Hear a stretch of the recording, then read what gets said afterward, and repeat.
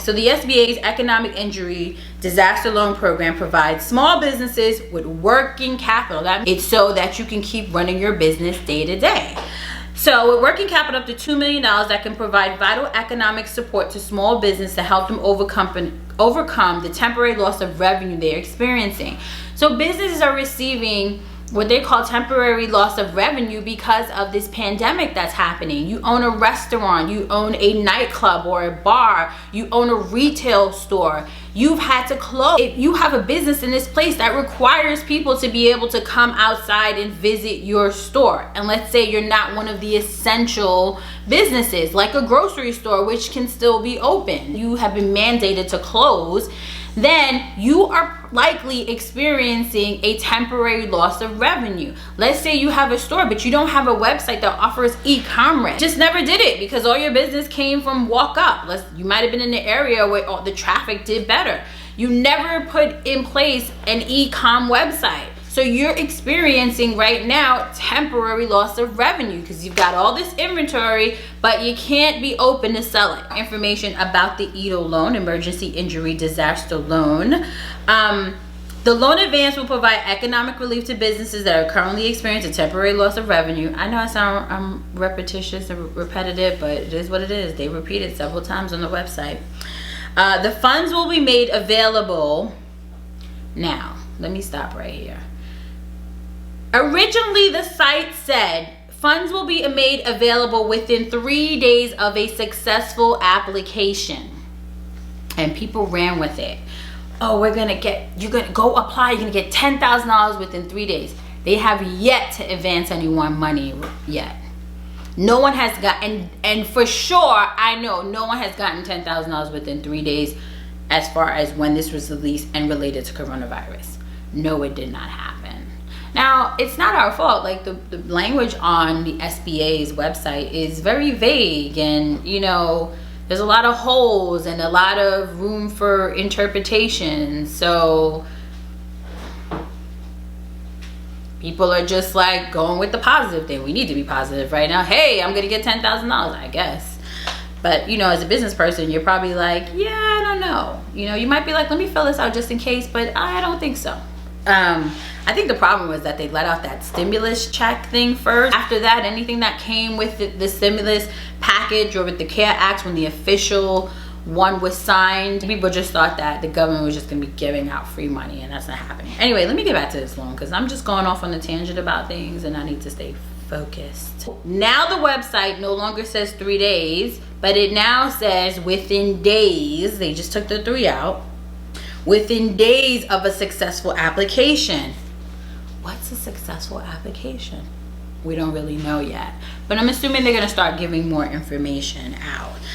The great thing is that I've been privy to talk to some people at the SBA and people I know who are like connected and getting this information and have to help people with these loans. So I'm getting some inside information, and things are just not what we think that they're going to be. Period. Funds will be made available within days of a successful application, and that's the advance. So let's say you put in an application and right now it looks good and you provide the additional information from the first step that they need, then they may provide you an advance of what they anticipate that they're going to provide you, or whatever that number is you're asking for. So let's say you're asking for a $50,000 loan and it looks like you may qualify for that. You've given all the information that they need to make their best guesstimate at the time, but they need to go now and verify all these things. And at this point, now you may get that advance. And whether or not you're approved or denied, that advance will not have to be repaid. So I hear a lot of people saying grant and free money, but that's really not true. That's not really how this is gonna work. Now it's up to you and it's your prerogative if you wanna go ahead and say, hey, I'm gonna go out and apply anyway and see what happens, because you never know. Hey, I guess I probably would do that. But don't bank on it. Don't expect that this is how it's going to go down, that you're just going to get a direct deposit within 3 days to your bank account. They're going to be like, hey, yeah, here's your grant. It's not a grant. There's nowhere on it that it says it's a grant. It says that it is an advance, and that whether or not you are approved For the bigger loan in the grant that you are applying for, it does not have to be repaid. Okay. Everything has a number to it, and everything has a limit with those numbers. There are dollar amounts and there are limited quantities. So not everyone who applies for this will even be eligible to receive the advance, whether they go on to the next step for the loan application. Actually, the money that has been backed by the SBA, because this loan actually comes directly from the Treasury, from the SBA, right? It's only been, this advance money is only really going to be equivalent to like 1 million businesses in the US. And what we need to understand is that there's 30 million businesses in the US. And when I look at that number, I'm not really sure that number includes self-employed, sole proprietor. It's going to be for about 1 million businesses, okay? We have at least 30 million businesses, and like I said, I don't think that includes sole proprietors, self-employed, freelancers. The government just hasn't really caught up to it. Thank God for Uber. I never thought I'd say like Uber and Postmates and these companies, because then the government is now starting to understand more about 1099 workers, self-employed people, and how many of us are actually out there. Now, I'm a founder of a startup company that is not a sole proprietorship, but me myself, I'm also a sole proprietor as well in certain aspects of my businesses, and I've been that for over 20 years, but the government is now starting to catch up. I don't think that we're included in that number, and so it's way more businesses than that. Anyway, let's get to the loan part of this. Now that we've discussed this $10,000, not a grant that everyone's been talking about. It is an advance to help you, and it was created to get that money out to you quickly. So what you need to do in your business in an emergency disaster situation. This pandemic is being looked at as an emergency disaster situation because, like I said earlier, businesses are having to close down. It's a loan.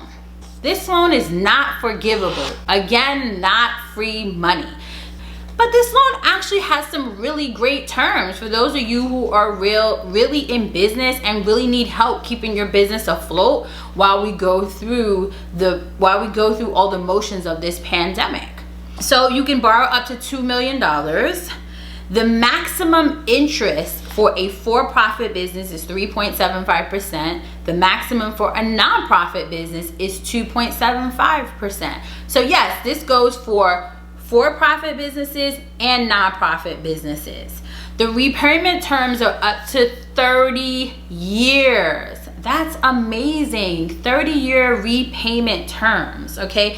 And amazing interest rate. Hey, but if I take it now, I don't want to have to, I'm already having loss of revenue. How am I going to pay that? They're saying you can defer it for 6 months. But the caveat is that even if you defer payments for 6 months, you're still going to accrue interest. So you're still going to accrue that 3.75% or that 2.75% while you're not making payments for those up to 6 months. Who qualifies? Self-employed businesses qualifies, and sole proprietors. Small businesses as categorized by the NAIC code standard. So what that really means is that the government classifies a small business based on number of employees and revenue that you make. So this is huge list called the NAIC code, and it goes by industry, and it classifies you and lets you know if you're considered a small business based on how many employees you have and how much revenue you make. Generally, it's for companies who have employees under 500, and I believe you have to be making under 100 million. I'm not sure. It might be 10 million. I don't remember. I haven't looked at it in a long time. It really doesn't apply to me right now. But anyway, it's probably all of you who are watching, it's really not going to apply to you, but maybe something that you should know. How do you apply? You can go to the SBA.gov for this loan, or you can go to your local business center or call your local business center, and they have reps there that can help you also apply and give you some information. The fastest, streamlined way is to actually go to SBA.gov and follow the prompts and fill out a form there. All right. So I hope this has been helpful for you guys. I definitely want to be busting these myths and really giving you some truths about these opportunities under the new stimulus package and the CARES Act. Again, a lot of misinformation, a lot of partial information, and I'm here. I want to give you the truth so you can make the best decisions for your business and for your life. All right. So until the next video, I'll see you then.